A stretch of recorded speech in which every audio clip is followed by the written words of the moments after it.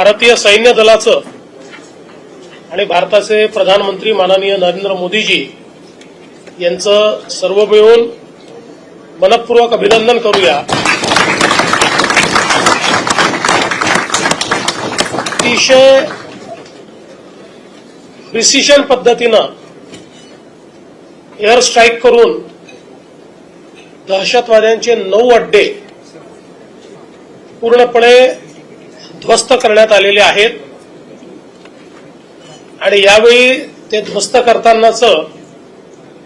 संपूर्ण shooting available असल्यामुळे कोणाला पुरावा मागण्याकरता स्कोप देखील राहिलेला नाही आणि मला असं वाटतं की सर्व भारतीयांकरता अभिमानाचा असा हा दिवस आहे की आमच्यावर झालेला हल्ला हा भारत सहन करणार नाही, तर भारत त्याचा योग्य पद्धतीनं बदला घेईल, तो आपण आज घेतलेला आहे। आणि विशेषतः ऑपरेशन सिंदूर हे नाव मला असं वाटतं की अधिक बोलकं आहे, म्हणून पुन्हा एकदा आपण सगळे मिळून भारतीय सैन्य दलाचं आणि भारताच्या प्रधानमंत्र्यांचं या ठिकाणी अभिनंदन करू। पाकिस्तानला नेस्तनाबूत करणं, पाकिस्तानला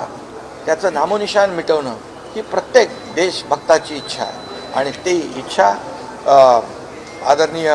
प्रधानमंत्री महोदयांनी पूर्ण केलेली आहे। प्रधानमंत्री महोदय देखील हा पहलगामचा हल्ला झाल्यापासून बेचैन होते आणि म्हणून आज काल रात्री जे झालेलं आहे पहाटे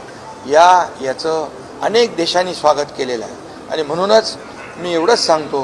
की भारताच्या नादी कुणी लागू नये आणि हे यावरून सिद्ध झालेलं आहे। भारत हा